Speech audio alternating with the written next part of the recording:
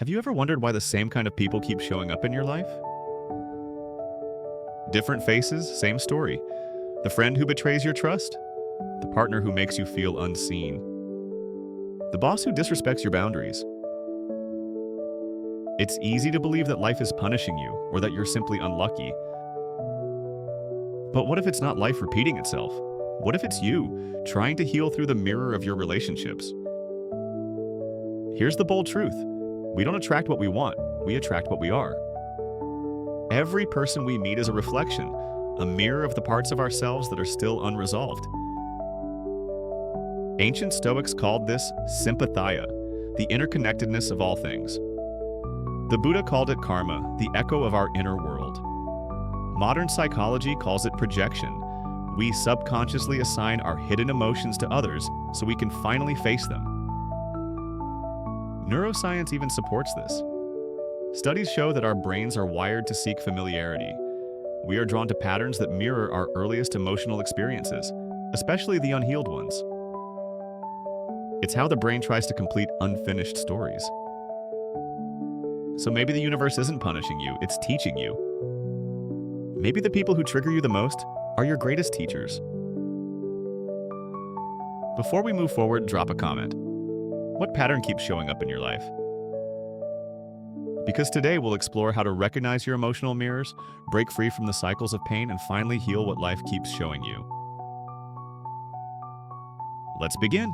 The law of reflection, why life keeps showing you you. The outer world is a mirror of your inner world. You see it every day but rarely recognize it.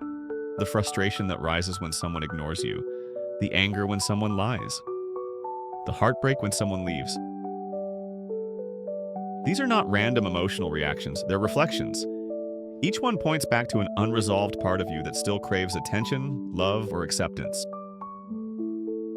Carl Jung called this the shadow self, the hidden aspects of our psyche that we deny or repress. But the universe has an uncanny way of revealing what we refuse to see. It sends people and experiences that bring our shadows into the light. The Stoics believed the same. Epictetus wrote, "Every difficulty in life presents us with an opportunity to turn inward and to invoke our inner resources." In other words, life's reflections aren't punishments, they're invitations. If someone constantly disrespects your boundaries, the question isn't, why are they like this? It's, why am I allowing this?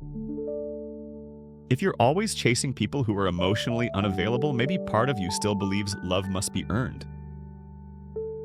The world mirrors not your conscious desires, but your subconscious beliefs. And until you change the inner script, the outer story will keep replaying. Take a deep breath and ask yourself, what emotion or experience am I constantly reliving through others? Comment below. This awareness alone can be the beginning of your healing. In the next chapter, we'll go deeper into the neuroscience of attraction and how your brain literally pulls familiar emotional patterns back into your life, even when they hurt. The familiar trap, how your brain repeats what it doesn't understand. Why do we keep attracting the same kind of people, the same kind of pain? Neuroscience has an answer. The brain seeks familiarity, not happiness. Your subconscious mind is wired to choose what feels safe, and safety often masquerades as what's familiar. If chaos was your comfort growing up, calm might feel boring. If love once meant chasing approval, peace might feel like rejection. The amygdala, your brain's emotional alarm system, doesn't distinguish between good or bad, only known or unknown. So when you meet someone who triggers your unhealed wounds, your body calls it chemistry. When life presents a situation that mirrors an old pain, your mind whispers, "This feels right." But here's the twist. It's not right, it's recognizable. You're not drawn to them. You're drawn to your own reflection. The Buddhist teachings describe this beautifully. Until you make peace with your demons, they will keep coming back as lovers, friends, and teachers. Every repeated pattern is not a curse. It's an invitation to grow. So how do we break free? By bringing awareness to what has been automatic. By noticing the pull toward the familiar and choosing differently, even if it feels uncomfortable. Pause here and reflect. Who in your life mirrors an old wound you've never fully healed? Drop a thought in the comments if someone comes to mind. Recognition is the first step toward freedom. Next, we'll explore how to transform these reflections, turning the mirror of pain into a mirror of wisdom. Turning pain into a teacher. How to heal what the mirror reveals. Every emotional trigger is a mirror reflecting back something we haven't yet accepted within ourselves. When someone disrespects you and it burns deeper than it should, the mirror is showing you an old scar of unworthiness. When rejection cuts to the bone, the mirror points to a wound that whispers, "I am not enough." Pain is not punishment. It's information. It's the voice of the soul saying, "Look here, heal this." Neuroscience tells us that emotional pain activates the same neural networks as physical pain. That's why heartbreak literally hurts. But here's the beauty. When we bring conscious awareness to that pain, the prefrontal cortex, the rational healing part of your brain, starts to rewire those circuits. Mindful awareness changes the architecture of your mind. The Stoics understood this centuries ago. Epictetus said, "Men are disturbed not by things but by the view they take of them." In other words, suffering isn't what happens to you, it's the meaning you attach to it. And when you shift your perspective, pain transforms from a prison into a passage. You stop asking, "Why is this happening to me?" and begin asking, "What is this showing me about myself?" In scripture, this mirrors the line, "As iron sharpens iron, so one soul sharpens another." Every difficult relationship, every heartbreak, every disappointment is life sharpening you into greater clarity. Think about one painful event that still lingers in your mind. What could it be trying to teach you? Share in the comments. Your reflection might be the light someone else needs. Next, we'll dive into the science and spirituality of vibration and resonance. Why your inner frequency determines the people and experiences you attract. The law of resonance. Why energy attracts its equal. Everything in the universe has a vibration, from atoms to thoughts. And what we call attraction isn't magic, it's resonance. In physics, resonance occurs when one frequency matches another, amplifying both. Spiritually, it's the same principle. Your inner emotional frequency determines what you draw into your life. If you carry unresolved resentment, guilt, or shame, you vibrate at that level, and naturally you attract people, events, and energies that mirror those emotions back to you. This is why it feels like life keeps repeating the same painful story in different costumes. Until the energy shifts within you, the pattern outside you cannot change. Neuroscience backs this up. Your brain's reticular activating system, RAS, filters reality to match what you emotionally expect to see. If you believe people can't be trusted, your brain literally seeks and highlights evidence of betrayal, while ignoring signs of loyalty. You attract not what you want, but what you believe you deserve. The Buddha once said, "What you think, you become. What you feel, you attract. What you imagine, you create." And modern quantum theory agrees. Consciousness influences the material world. Your inner world doesn't just shape perception, it shapes possibility. So if your energy feels heavy, if the same heartbreak keeps finding its way back, maybe life isn't punishing you. Maybe it's inviting you to rise above your old frequency. To clean your inner mirror until you radiate the love, peace, and self-worth you seek in others. What frequency are you broadcasting today? If your energy were a color or a sound, what would it be? Type it in the comments. And remember, awareness is the first step to changing your vibration. Self-reflection and shadow work, meeting the parts you hide from the world. Carl Jung once said, "Until you make the unconscious conscious, it will direct your life, and you will call it fate." And this is the essence of shadow work, meeting the parts of yourself you've buried, denied, or rejected.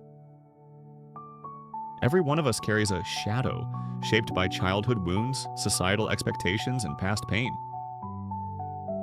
It's the anger you suppress to seem nice, the vulnerability you hide to look strong, the jealousy, fear, and shame you pretend not to feel. But what we suppress doesn't disappear, it festers. It leaks into our relationships, our choices, our self-worth. And most of all, it shows up in what we attract. Spiritually, the shadow is not evil, it's unintegrated. The Bible says, "The light shines in the darkness, and the darkness has not overcome it." To heal, we must bring awareness, not judgment, to the dark corners within us. When you face your shadow with compassion, you no longer fear it. You reclaim the energy it once held hostage. Neuroscience supports this. Psychologists at UCLA found that labeling difficult emotions activates the right ventrolateral prefrontal cortex, calming the brain's fear response. In other words, when you name what you feel, you tame what you fear. That's the science of confession, the ancient practice of speaking what hides in silence and finding liberation through honesty. The Stoics did it too. Marcus Aurelius filled his journal not with victories, but with flaws, doubts, and self-questioning. That's shadow work. It's the mirror turned inward, uncomfortable, yes, but profoundly freeing. If you were brave enough to face one hidden truth about yourself, what would it be? Sometimes healing begins with the courage to see the paradox of healing, why letting go feels like breaking apart. Here's the truth most people won't tell you: healing isn't gentle. It's not a straight road toward peace, it's more like a spiral. You revisit the same wounds, each time a little deeper, a little wiser. We love the idea of healing, calm mornings, self-love, peace. But in reality, healing often feels like falling apart, because it's the process of unlearning the patterns that once kept you safe. And your mind, designed for survival, will resist this change with everything it has. When you start to forgive, your ego screams for justice. When you choose stillness, your nervous system craves chaos. When you open your heart, every old scar throbs again. This is not regression, it's resurrection. The Stoics knew this paradox well.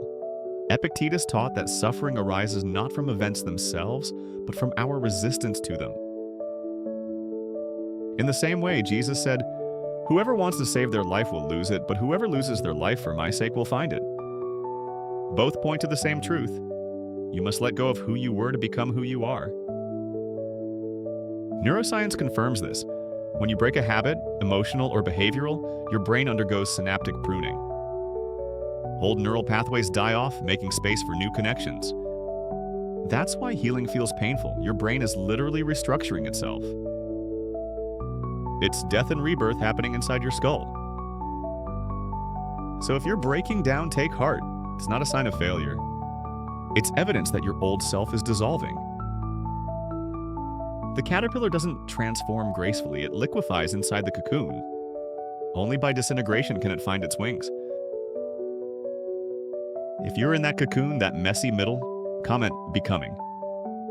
Because you're not falling apart, you're becoming whole. The return to wholeness. How to align with love and live as light. At some point in every healing journey, there's a quiet moment. Not dramatic, not loud. When you realize you're no longer chasing love. You've become it. This is the return to wholeness. When what once felt broken begins to make sense. When the chaos that once ruled your heart now hums with meaning.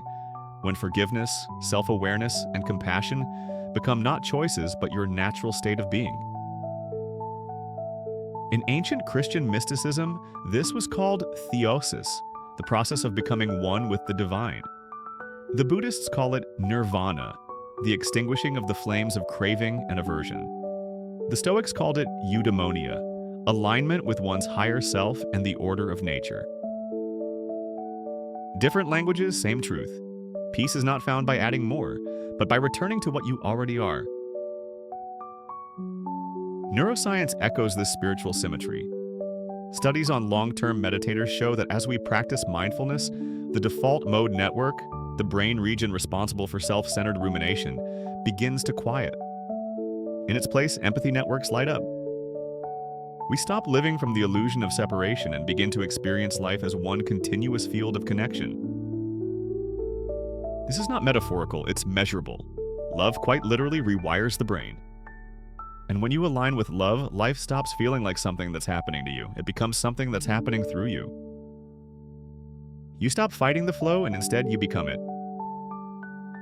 So if you've spent years seeking healing, know this: there's nothing left to find. You are already whole. You are already loved. The journey was never about becoming more. It was about remembering who you've always been. If this truth resonates with you, comment "I remember." Because every soul awakening begins with remembering.